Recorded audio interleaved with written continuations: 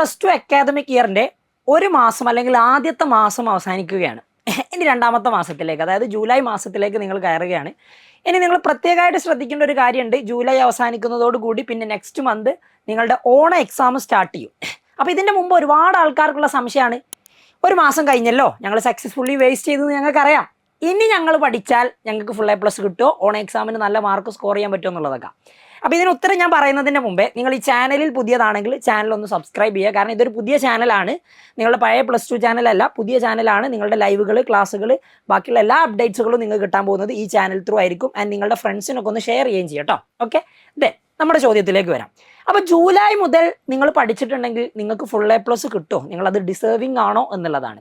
അപ്പോൾ നമുക്ക് സാർ ഞാൻ എത്ര പഠിച്ചിട്ടും എനിക്ക് A+ ഒന്നും കിട്ടുമെന്ന് എനിക്ക് തോന്നുന്നില്ല, എനിക്ക് അത്രയൊക്കെ കഴിവുള്ളൂ, അപ്പോൾ ഞാൻ അതുകൊണ്ട് പഠിക്കാതിരിക്കുന്നതല്ലേ നല്ലത് എന്നുള്ളൊരു ചോദ്യം നിങ്ങളുടെ മനസ്സിലുണ്ടാവും സ്വാഭാവികമായിട്ടും. അപ്പോൾ അതിനുള്ള ഉത്തരം ഞാൻ ആദ്യം പറഞ്ഞുതരാം. നിങ്ങൾക്കൊരു കഴിവുമില്ല, എന്നെക്കൊണ്ട് പഠിക്കാൻ പറ്റൂല എന്നുള്ളത് അത് നിങ്ങളുടെ വെറും തോന്നൽ മാത്രമായിരിക്കും എന്ന് നിങ്ങൾക്ക് തന്നെ അറിയാം. അപ്പോൾ എനിക്ക് പറ്റുന്നില്ല, തീരെ പറ്റുന്നില്ല, പഠിച്ചാൽ എന്തായാലും ഫുൾ മാർക്കിലേക്ക് എത്തില്ല, അതുകൊണ്ട് ഞാൻ പഠിക്കുന്നില്ല. ഓക്കെ, നിങ്ങൾ പഠിക്കുന്നില്ല.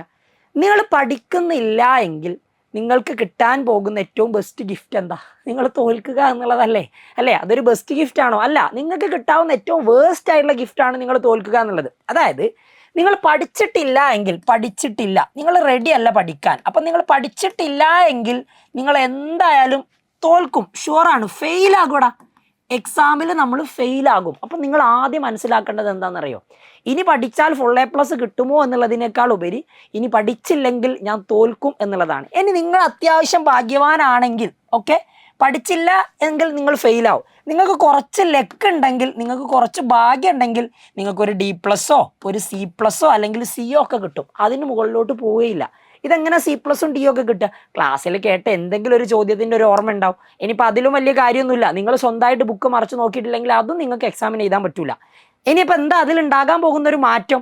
നിങ്ങളുടെ അടുത്തുള്ള ഫ്രണ്ട് നല്ലവനാണെങ്കിൽ നിങ്ങൾക്ക് 2 ചോദ്യമൊക്കെ അവൻ കാണിച്ചു തന്നാൽ അത്യാവശ്യം തരക്കേടില്ലാത്ത മാർക്കുകൾക്കൊക്കെ എത്തുകയാണെങ്കിൽ പോലും നിങ്ങൾക്കൊരു D+ഓ C കിട്ടിയിട്ട് നിങ്ങൾ പാസ്സാവും. അങ്ങനെ പാസ്സായിട്ട് എന്ത് കാര്യടാ? അപ്പം നിങ്ങൾ മനസ്സിലാക്കേണ്ടത്, പഠിച്ചില്ല എങ്കിൽ എന്തായാലും തോൽക്കും. ഓക്കെ, ഭാഗ്യം ഉണ്ടെങ്കിൽ ചിലപ്പോൾ കഷ്ടിച്ച് പാസ്സാവും, അതിൽ കാര്യമില്ല. ഇനിയിപ്പോൾ അങ്ങനെയാണെങ്കിൽ നമ്മൾ പഠിക്കുകയാണെങ്കിലോ? അപ്പം സാർ എനിക്ക് പറ്റായിട്ടാണ്, എന്നെക്കൊണ്ട് പഠിക്കാൻ ഞാൻ റെഡിയാണ്, പക്ഷെ എനിക്ക് പറ്റുന്നില്ല എങ്കിലും നിങ്ങളൊന്ന് പഠിച്ചു നോക്കും. നിങ്ങൾ പഠിക്കുന്ന സമയത്ത് നിങ്ങൾക്ക് എന്തെങ്കിലും ഒരു ഐഡിയ അവിടെ നിന്ന് കിട്ടും, ഷുവറാണ്. ആ സാധനം വെച്ചിട്ട് നിങ്ങൾ ഭയങ്കര ബ്രില്യൻ്റ് ആണ് എന്നൊന്നും ഞാൻ പറയുന്നില്ല. ബ്രില്യൻ്റ് അല്ലാത്ത ഒരാളാണെങ്കിൽ, എല്ലാവരും അങ്ങനെയാണ് എന്നല്ല, നിങ്ങൾ ഭയങ്കര ബ്രില്യൻ്റ് അല്ലാത്ത ഒരാളാണെങ്കിൽ പോലും നിങ്ങൾ പഠിക്കുകയാണെങ്കിൽ അറ്റ്ലീസ്റ്റ് നിങ്ങൾക്ക് കുറച്ച് കാര്യങ്ങളെങ്കിലും മനസ്സിലാവില്ലേ? അത് വെച്ചിട്ട് നിങ്ങൾ കുറച്ച് പ്രീവിയസ് ഇയർ ക്വസ്റ്റ്യൻസും കുറച്ച് നിങ്ങളുടെ കയ്യിലുള്ള ടെക്സ്റ്റ് ബുക്കിലെ ചോദ്യങ്ങളൊക്കെ ചെയ്ത് നോക്കിയിട്ടുണ്ടെങ്കിൽ കുറച്ച് ഐഡിയകൾ കിട്ടൂലേ? അങ്ങനെയാണെങ്കിൽ മിനിമം ഇതാ നോക്ക്, നിങ്ങൾക്ക് ഇവിടെ മിനിമം കിട്ടാൻ പോകുന്ന ഒരു റിവാർഡ് എന്താണെന്നറിയോ? നിങ്ങൾക്ക് അവിടെ ഒരു B+ഓ അല്ലെങ്കിൽ ഒരു B ഒക്കെ കിട്ടൂടാ. ഇത് അത്യാവശ്യം നല്ല മാർക്കല്ലേ? ഒന്നുമില്ലാതെ ഞാൻ തോൽക്കുന്നതാണോ, എനിക്ക് കുറച്ചെങ്കിലും ബെറ്റർ ആയിട്ട് ഒരു ഇമ്പ്രൂവ്മെൻ്റ് ഉണ്ടായിട്ട് B+ഓ B കിട്ടുന്നതാണോ നല്ലത്? ഇതാ നല്ലത്. ഇനിയിപ്പോൾ നിങ്ങൾ നല്ലതുപോലെ പഠിച്ചു, നിങ്ങൾ നല്ലപോലെ എഫേർട്ട് ഇട്ടുകൊണ്ട് നിങ്ങൾ പഠിക്കുകയാണ്, നിങ്ങൾക്ക് കിട്ടാൻ പോകുന്ന മാക്സിമം റിവാർഡ് എന്ന് പറയുന്നത് ഫുൾ മാർക്കാണ്. നിങ്ങൾ ഏത് സബ്ജക്റ്റാണോ പഠിക്കുന്നത് ആ സബ്ജക്റ്റിൽ നിങ്ങൾക്ക് ഫുൾ മാർക്ക് കിട്ടും. ഓക്കെ, അപ്പോൾ എപ്പോഴും ഈ കാര്യം ആലോചിക്കുക. ഞാൻ പഠിച്ചിട്ടില്ലെങ്കിൽ എനിക്ക് സംഭവിക്കാൻ പോകുന്നത്, ഞാൻ പഠിച്ചാൽ എനിക്ക് സംഭവിക്കാൻ പോകുന്നത്. ഈ കാര്യം ചെയ്തിട്ടില്ലെങ്കിൽ ഏറ്റവും വേസ്റ്റ് സിറ്റുവേഷൻ എന്താ? ഞാൻ തോൽക്കും എന്നുള്ളതാ. ഏറ്റവും ബെസ്റ്റ് സിറ്റുവേഷൻ എന്താ? എനിക്ക് ഫുൾ മാർക്ക് കിട്ടുമെന്നുള്ളതാ. ഇനിയിപ്പോൾ നിങ്ങൾ പഠിക്കാൻ റെഡി ആണെങ്കിൽ അറ്റ്ലീസ്റ്റ് ഫുൾ മാർക്ക് അല്ലെങ്കിൽ ഒരു B+ഓ B+ഓ ഒക്കെ കിട്ടിയാൽ പോലും സെറ്റല്ലേ? നമ്മൾ ഒന്നും അറിയാത്ത ആള് കുറച്ചൊരു ഇമ്പ്രൂവ്മെന്റ് ഉണ്ടാക്കി എന്ന് പറഞ്ഞാൽ അത് വലിയ കാര്യമാണ്. അപ്പം നിങ്ങൾ ഈ കാര്യം ശ്രദ്ധിക്കേണ്ടത് എപ്പോൾ മുതലാണെന്നറിയോ? ജൂലൈ മുതൽ പഠിച്ചാൽ ഫുൾ A+ കിട്ടുമോ എന്നല്ല നിങ്ങൾക്ക് അറിയേണ്ടത്. ജൂലൈ മുതൽ നിങ്ങൾ നല്ലതുപോലെ എഫേർട്ട് ഇട്ട് പഠിക്കുകയാണെങ്കിൽ ഫുൾ മാർക്കോ A+ഓ കിട്ടും. ഇനി നിങ്ങൾ എഫേർട്ട് ഇട്ട് പഠിക്കുന്നുണ്ട് പക്ഷെ നല്ല എഫേർട്ടൊന്നും അല്ല ഇടുന്നതെങ്കിൽ പോലും നിങ്ങൾക്ക് B+ഓ B+ഓ കിട്ടും. അപ്പോൾ ഇത് ജൂലൈത്തെ കാര്യമല്ലല്ലോ സാർ ചോദിച്ചത്. ഞങ്ങൾക്ക് ജൂലൈ മുതൽ പഠിച്ചു തുടങ്ങിയാൽ ഫുൾ A+ കിട്ടുമെന്നല്ലേ? നമ്മൾ ആദ്യം തന്നെ ഒന്നും അറിയാത്ത ഒരാൾ വലിയ കാര്യം ഡ്രീം ചെയ്യുന്നതിനേക്കാളും ഒരു കയ്യകലത്തിലുള്ള സാധനം പിടിച്ചിട്ട് പോരെ നമ്മളുടെ ഒരു 100 മീറ്റർ അപ്പുറത്തുള്ളൊരു സാധനത്തിന് വേണ്ടി ചാടുന്നത്?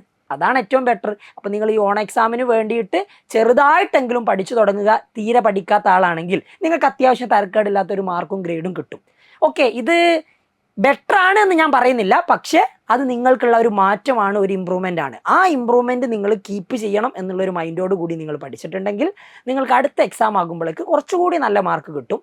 ആൻഡ് നിങ്ങളുടെ അൾട്ടിമേറ്റ് ലക്ഷ്യം എന്താ? പബ്ലിക് എക്സാമിന് ഫുൾ A+ അല്ലെങ്കിൽ ഫുൾ മാർക്ക് സ്കോർ ചെയ്യുക എന്നുള്ളതാണ്. പബ്ലിക് എക്സാം ആകുമ്പോഴേക്ക് നിങ്ങൾ ഈ രീതിക്ക് തന്നെ പോവുകയാണെങ്കിൽ, നല്ലതുപോലെ പഠിച്ചിട്ട് പോവുകയാണെങ്കിൽ, കൺസിസ്റ്റൻ്റ് ആയിട്ട് ഡെയിലി പഠിക്കുകയാണെങ്കിലും ചോദ്യം ചെയ്ത് മുന്നോട്ട് പോവുകയാണെങ്കിലും തീർച്ചയായിട്ടും നിങ്ങൾക്ക് എന്ത് ചെയ്യാൻ പറ്റും? പബ്ലിക് എക്സാമോട് കൂടി ഫുൾ A+ എന്ന് പറയുന്ന ആ ലക്ഷ്യത്തിലേക്ക് എത്താൻ പറ്റും. അപ്പോൾ പഠിക്കുന്നത് മുടക്കരുത്.